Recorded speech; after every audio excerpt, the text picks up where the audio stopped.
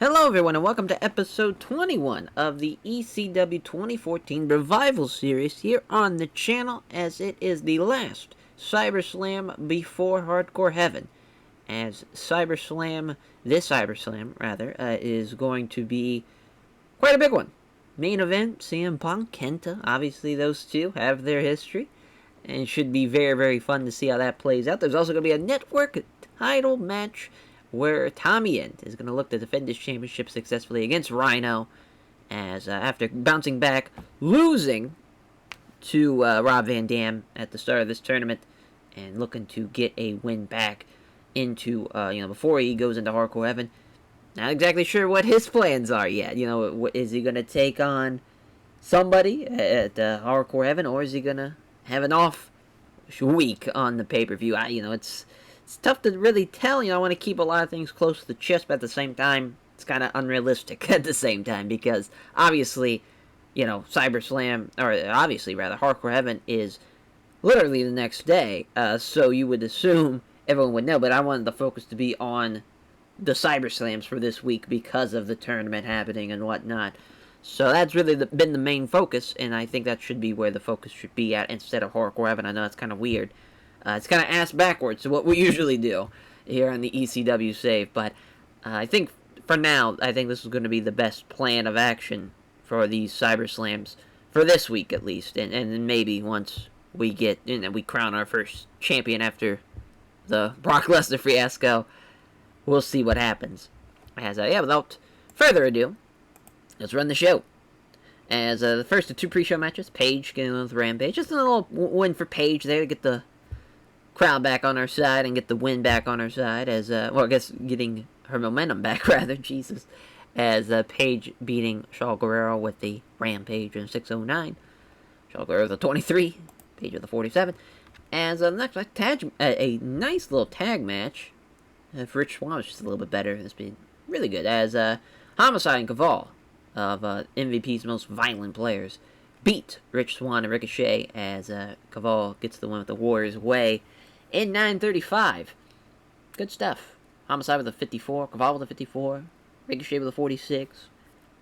Not bad. Could have actually opened up the show. And we got the CyberSlam intro. And I love how Christopher Daniels is now making an appearance. Obviously Bad Influence, and we got Rhino in there. We got Bobby Lashley, of course. Now we have AJ Lee with Paige. So we got a lot going on here.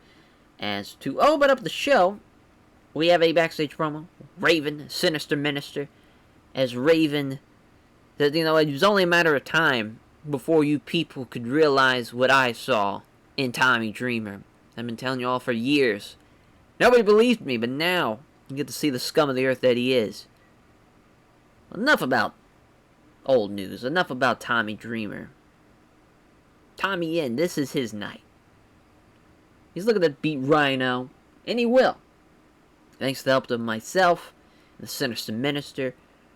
We know what Rhino does. We were there in the beginning. We strategized. We know his weaknesses. This is Tommy End's night. Rob Van Dam got lucky. And now Tommy End is focused. That loss, sometimes you learn more from losing than you do winning. Tommy End's a man that's been sitting under the learning tree under myself and the Sinister Minister. This is our time. Rhino's just the beginning. Rob Van Dam, we haven't forgotten. Whoever wins tonight, CM Punk, Kenta, I haven't forgotten about you, Punk. We have our history. Tommy End will knock out Kenta. Doesn't matter. The future of ECW is Tommy End. It's only a matter of time. And that's just kind of Raven's spiel as the promo. Tommy End not saying anything during the promo. As, we're letting the mouthpiece work for him. Again, these Raven and Sinister Minister promos don't work out so well. The match, though, not bad. Rhino outperformed him by 14 points, but that's okay. Tommy End getting the win with a roundhouse kick in 11:54. That's a second defense of the network title. Fun way to open up the show, I think, having Rhino take the fall there. Then, the next matchup, tag match, Bad Influence versus the Dudleys, as the Dudleys take the fall as Frankie Kazarian beats Devon with the modern art. Yeah, I mean, you got two teams with great chemistry and a pretty fun kind of what-if match. I don't think this match has ever happened, as Bad Influence getting the win over the Dudley Boys. And then we have a recap before the main event. Kenta versus Punk, of course. Those two men to start the series off. And their big match, Kenta beat him with the GTS. He won with his move. CM Punk said, I wasn't going to use the GTS. I wasn't going to do it. Tried to win with the Pepsi Plunge. It wasn't enough. Now both men are looking to become ECW Heavyweight Champion. All they have to do is beat one another. And just kind of recapping their match. The history, obviously, Kenta's, the origins of the GTS. The whole, like 2-3 minute video. A Paul Heyman dubbed video, of course, that was a big thing Paulie would do. If he ever do, kind of highlight videos, he'd always dub them. As then, before the actual match, though, CM Punk, Snow Cold Cabana, he's got his tag team championship. And he grabs the microphone and says, hey, before we get this match started, there's a couple things I got on my mind here. As you think you know your friends, you think you know people, Colt Cabana made some terrible remarks regarding the LGBTQ community, and even claims, air quotes, claims, that's a big thing that he says it was a mistake and he did not mean to say it, but he referred to somebody in a homophobic slur multiple times, then played back the recording of him saying those things, and he still denied it, which I would dare say is almost as worse as the crime itself. How delusional can you be? And that was, my friend. Not anymore. I can't team with him. I don't want to be around him.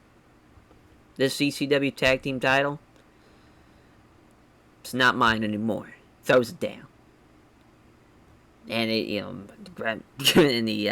says, tonight, my focus is on Kenta. My focus is becoming ECW Heavyweight Champion. I don't give a shit about anything else. This is what my dream is. This is what my passion was. I was going to be the one to beat Brock Lesnar. But I'll take beating Kenta tonight, and I'll beat Rob Van Dam at Hardcore Heaven. I'm going to be the next ECW Heavyweight Champion. As that's strong words from CM Punk there. It's a 73. It's a fun little in-ring promo.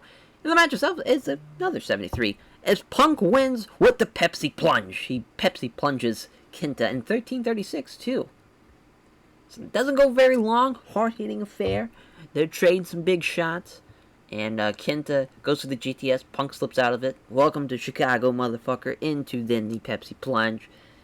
And he gets the win. And he is going on to take on Rob Van Dam at Hardcore Heaven. Will his words, Jesus Christ, be true? And he will become the next ECW Heavyweight Champion. Or will Rob Van Dam? He has come so close, it seems like, in this save so far to being ECW Heavyweight Champion, but yet it has not happened for him. Two men are former ECW champions, and weirdly enough, not during the original ECW, of course. It was during the revival of it, and I think this should be a very fun match. I think that's a very fun main event. As far as this SummerSlam goes, pretty good. Increased the pop in 17 regions. They had a network title match. Had some good stuff. I mean, sure, did the pre-show tag match do better than the network title match? Yeah. But it's okay. It's still fine. As, we'll see what happens regarding now the tag team titles. So we've had a lot of vacancies of championships now. A lot of crazy things are happening for ECW. And it seems to all come to a conclusion at Hardcore Heaven, at least as far as who's going to be the new tag team champion. Who's going to be the next ECW Heavyweight Champion. What's in store for Tommy Ian? Raven and the Sinister Minister think that he is the future. And so far, he has done a great job, even though performance-wise hasn't been great. And we'll see what happens at the next episode. Thank you all for watching, and we'll catch you guys for Hardcore Heaven. Take care, everyone.